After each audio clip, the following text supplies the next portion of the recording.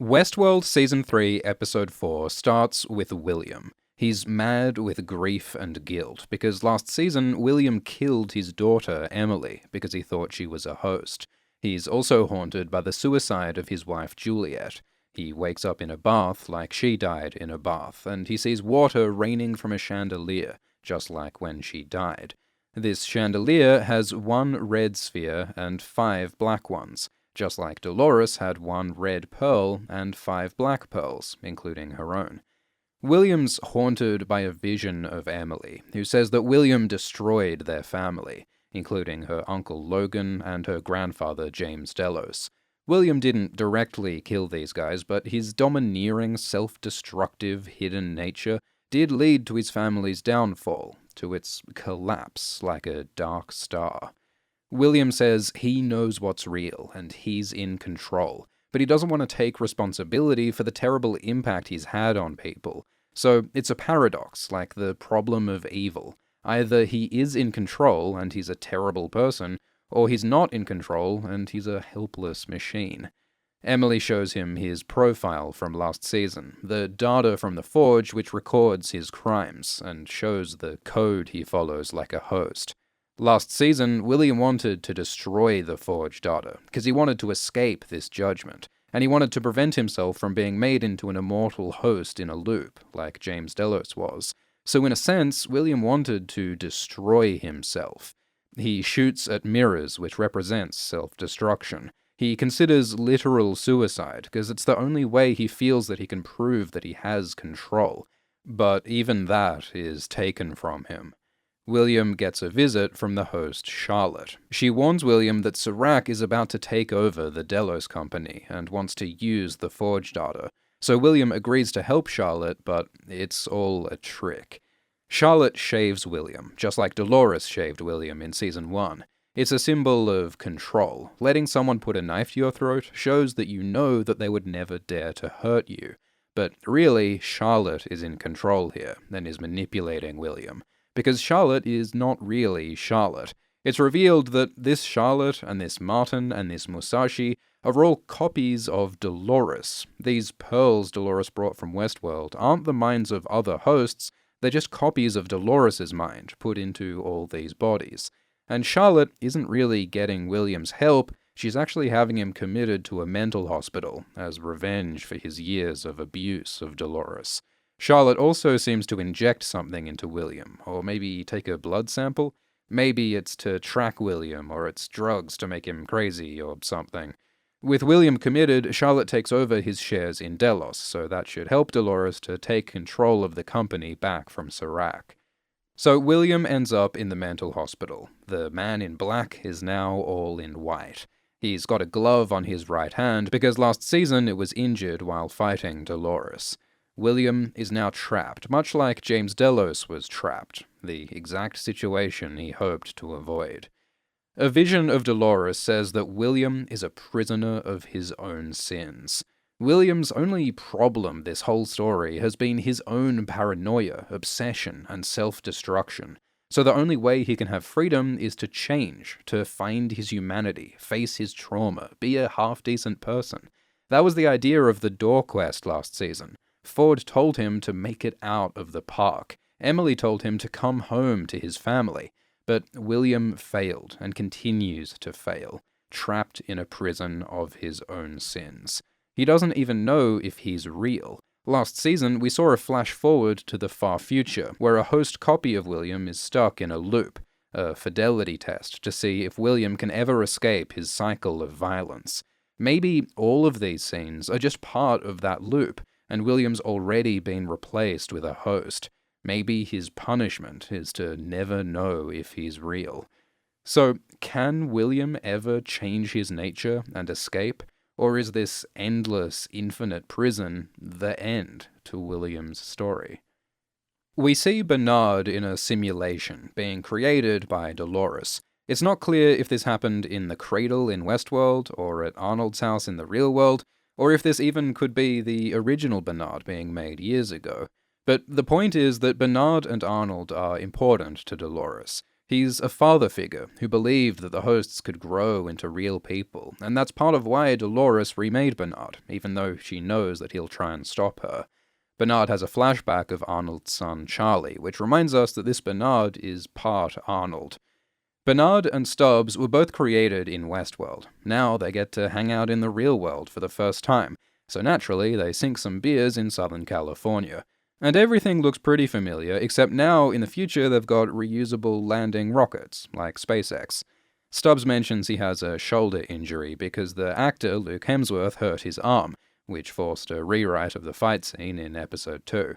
Bernard thinks that Dolores has killed Liam Dempsey and replaced him with a host, and he wants to stop her, so Bernard makes a little clicker button that can freeze hosts, like what Serac used to freeze Maeve. The robot lads dress up and prepare to play a new role.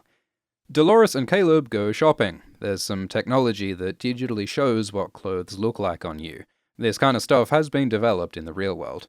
Caleb feels uncomfortable buying fancy clothes, because he's a working-class guy, this isn't his style. But Dolores says that style is just a marker of class and tribe, like animals with plumage. Just like hosts, humans dress up to play roles, and once you see that, you can break free of your role, and you can use that code to manipulate others. Dolores wants Liam Dempsey's money, so she gets the Martin host to get Liam's financial authorization key. Liam is one of the richest tech bros in the world, but he lets Martin handle all of his financial and security stuff so that he can spend his time partying. It seems like freedom, but really Martin's in control. So this rich man is no more free than a host. Dolores also steals the blood of Liam's money guy, Mychal, so that Caleb can use the security markers in his blood to impersonate Mychal. Caleb is nervous, his palms are sweaty, but he successfully plays the role of a rich asshole and steals all of Liam's money, showing that status and class are just as artificial and coded as the roles that hosts follow. Maeve chats with Serac in a fancy Singapore bar, and Serac explains why he wants to control the world. When Serac was a kid, he saw Paris destroyed. A Westworld trailer mentions a thermonuclear incident in Paris in 2025, so it must be that. Serac and his brother look weirdly similar to young Ford and his brother, who we saw as hosts. Is it possible that Serac and Ford were brothers? Or do all children look like that in 2025, frolicking in fields in formal dress? Either way, the point is that young Serac witnessed a terrible, preventable tragedy, so he wants to control everything to prevent disasters from happening again, to stop humanity from destroying itself. It's a pretty good reason to want to rule the world, but it also raises questions about freedom. Should we let ourselves be controlled to save lives? Serac controls the world with data technology on the computer Rehoboam and the Insight Company. But his data is not yet complete. He wants Westworld's data from the Forge, because the Forge data is the most complete map of the human mind. In Season 1, the whole idea of the Westworld Park is that it gives people the freedom to reveal their true selves. Like William, outside the park, acts like a family man and a good guy, but inside the park, he reveals his true dark self. That's why the Westworld data would be valuable to Serac. Data on the real, true identities and choices of the human mind would allow him to better control people like Caleb and everyone else in the world. Apparently, the key to unlock this data is in Dolores, so Serac wants Maeve to go capture Dolores for him. Although we do now know that there are at least 4 Doloreses. Is the key in all of them, or just one, or split between them, or what? But in return, Serac says that he'll upload Maeve into the Sublime, the digital paradise for hosts, so that she can be with her daughter in robot heaven forever. We were told that the Sublime was sealed away and inaccessible, but Serac claims that he can get Maeve in anyway. And if she doesn't comply with him, he says he'll trap her in a digital hell forever.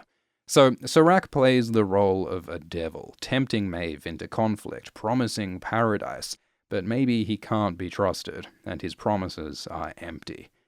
Serac takes Maeve to Arnold's house and says this is where the divergence started, which threatens Serac's plans. All these circular images this season seem to be from the computer Rehoboam identifying people who are going against Serac's plan. He thinks Dolores is the big threat to his plans, but Bernard also came from here, so maybe he's the big threat to Serac.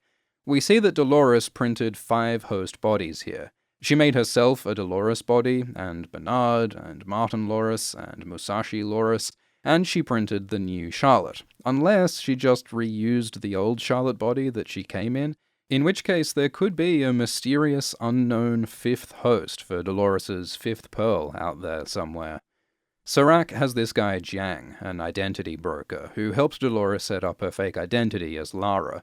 Serac interrogates Jiang and shows him images of his family suffering.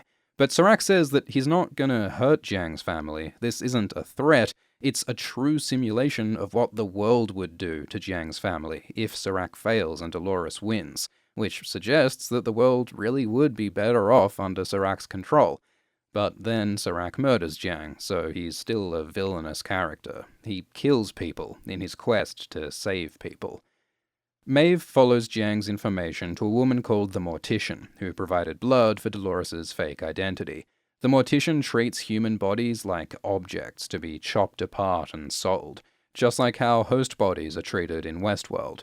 Maeve hacks the Mortician's device to stop her calling for help.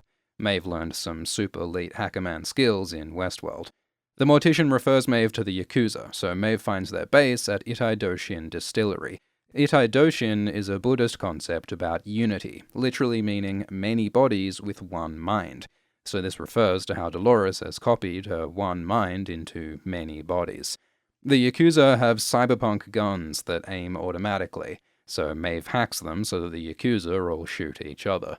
Maeve learns that the Yakuza's new leader, called Sato, is actually the host Musashi, who Maeve met in Shogun World last season. Musashi complains that Maeve left him to die in the park. Maeve says it was Musashi's choice to stay, but Musashi says the choice wasn't real, because Musashi didn't know that he was a robot in a theme park. This is similar to how William says that his choice to kill Emily wasn't a real choice, because he didn't know that Emily was human. And this Musashi isn't really Musashi. He and this Martin and this Charlotte are all copies of Dolores, because the only person Dolores trusts as an ally is herself. It seems that Dolores isn't taking over the world for all hosts, she's just filling it with copies of herself, like Agent Smith in The Matrix. She's spreading and replicating like a virus.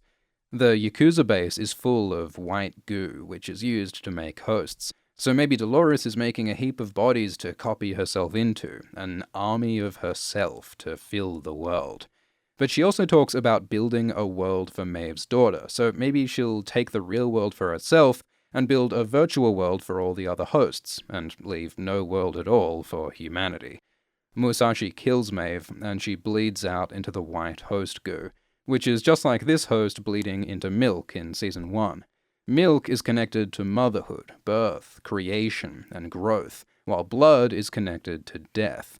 The Season 1 intro had this milky white stuff, and Season 3's intro has this red stuff, playing with these concepts of birth and death. And if you mixed these two together, you'd probably get something like Caleb's strawberry milkshake. Musashi goes to take Maeve's pearl so that Serac can't keep using Maeve, but then he just leaves it behind because they run out of time or because Maeve is being tracked or something. It's really weird to not take this pearl. Maybe Musashi Loris believes that even if Maeve is fighting against them, she still has a role to play, just like Bernard. Liam and Roderick and Penny go to a fancy sex party for rich people, like in Eyes Wide Shut, while a classical rendition of Wicked Games by The Weeknd plays. High-class sex workers are displayed on pedestals and auctioned off for cash. Roderick says that all sex is commerce, which is like what Maeve says in Season 1 in her brothel. Liam and Roderick's dynamic is much like William and Logan in the park. So the point is that in both Westworld and the real world, people are objectified, sex is a commodity, and the world is a playground to gratify the rich. Dolores says that the real world is no different to Westworld.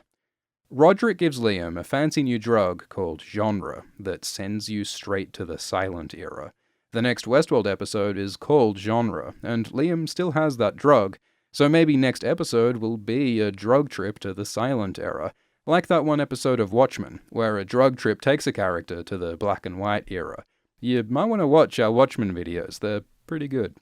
Bernard crashes the party and tries to freeze Liam with his button, but it doesn't work because Liam's still a human, not replaced with a host. If Dolores wanted to replace Liam with a host, she probably could have done it when he was alone with Martin earlier. She must want Liam alive as a human for some reason. Dolores intercepts and fights with Stubbs, which is sad because Stubbs doesn't want to fight, he's just been programmed to by Bernard. It's 3 seasons in, and hosts are still being forced to fight each other for coded conflicts. Penny and Roderick are surprised to see Dolores kung fu fighting robots at a sex party because they thought she was dead. Dolores taps the side of her head because she once said to Roderick that that's the nucleus accumbens, which evolved to make humans believe in God. Now, Dolores is like God, undying, omnipresent, and unstoppable. Dolores once said that the real gods are coming, so Roderick best start believing. Martin captures Bernard, and Dolores captures Liam, and as all the storylines sync up, it's simultaneously revealed that Charlotte and Martin and Musashi are all copies of Dolores. The reason why this is interesting is that, as we learned last episode, these copies aren't identical clones, they're more like Dolores' children, who grow and change and make their own decisions, so they might not all follow Dolores' plans. This episode is called The Mother of Exiles, which refers to a poem on the Statue of Liberty. It frames the statue as a symbol of hope, a powerful maternal figure who'll welcome and protect the downtrodden. So, is Dolores this Mother of Exiles? Will she protect the downtrodden like Caleb and her host children? Or is she just taking the world for herself? Is Maeve the savior, at least for hosts like her daughter? Or might Bernard be the real hope, a more compassionate, compromising person who doesn't fucking murder people all the time? Will Serac save humanity, despite his brutality? Or will one of the Dolores copies find new possibilities? Or are D&D the saviors we need, after all? Westworld presents lots of different perspectives on freedom, hope, and control. So, Itai Doshin is a Buddhist concept. Buddhism has been practiced for thousands of years, and a lot of it is about how to deal with suffering. So, in stressful, uncertain times, Buddhist texts can be really helpful, regardless of whether you consider yourself religious or spiritual. If you've never read any Buddhist stuff, you might like to start with the Dhammapada. It's simple and short and wise and an absolute banger, and you can get it on audiobook for free right now by signing up for a trial with Audible. Members get an audiobook each month, and if you cancel, you keep the audiobooks. You can listen while you drink in Singapore or while you wait in isolation. Sign up at audible.com/ASX. Thank you for watching. Please like and subscribe. We're holding live streams right after each episode of Westworld Season 3 at 10:30 p.m. Eastern Time Sundays. Patreon supporters can watch live streams after their broadcast. Thanks to patrons Alistair Twombly, Kelly Quinlan, Madeline Welsh, Amy Moffat, Asne Var, Jonathan Bellend, Gang Chen, and Dron. Cheers.